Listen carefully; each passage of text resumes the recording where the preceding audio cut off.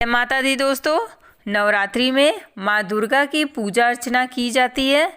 ये 9 दिन माता के अलग अलग स्वरूपों की पूजा अर्चना की जाती है। देवी पुराण के अनुसार माँ दुर्गा को प्रसन्न करने की सर्वोत्तम विधि कन्या पूजन है। माता दुर्गा जप, ध्यान, पूजन और हवन से भी उतनी प्रसन्न नहीं होती हैं जितना कि कन्या पूजन से होती हैं। इसलिए हमें कन्या पूजन अवश्य करना चाहिए ताकि इन जो नवरात्रि में पूजा किया जाता है उसका पूरा फल मिल सके। जानते हैं कि कन्या पूजन की विधि क्या है।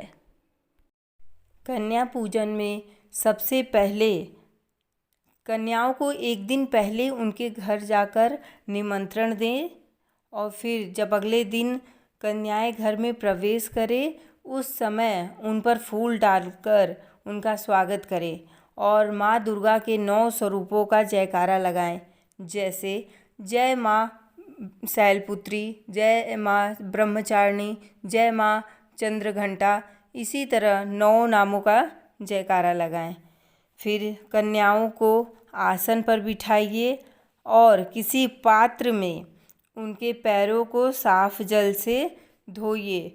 फिर पैर को पोंछने के लिए साफ वस्त्र दें। पैरों को पोंछने के बाद पैरों में आलता या फिर महावर लगाइए। फिर कन्याओं के माथे पर कुमकुम से टीका करिए और पुष्प और अक्षत चढ़ाइए। उसके बाद कन्याओं के सिर पर चुनरी ओढ़ाइए और धूप दीप दिखाइए।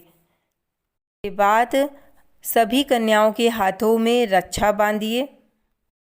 फिर माँ दुर्गा को जो प्रसाद चढ़ाया जाता है पहले कन्याओं को वो खिलाएं।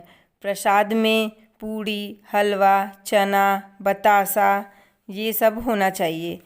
फिर कन्याओं को भरपेट भोजन खिलाना चाहिए। खाने में पूड़ी, चने की सब्जी और खीर हो। फिर भोजन के बाद कन्याओं के हाथ को धुलाने के लिए किसी पात्र में जल रखकर उनका हाथ धुलवाइए और फिर उनका हाथ साफ कपड़े से पोंछिए।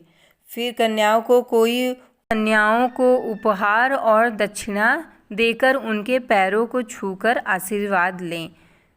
उपहार में कोई भी चीज़ हो सकती है, बॉक्स, टिफ़िन, चॉकलेट और कई चीज़ें होती हैं जो बच्चों को बहुत पसंद आती है, तो आप कोई भी गिफ्ट दे सकती हैं। कन्याओं के हाथ में अक्षत दें और अपने सिर पर डालने के लिए कहें। उसके बाद आशीर्वाद उनसे मांगे।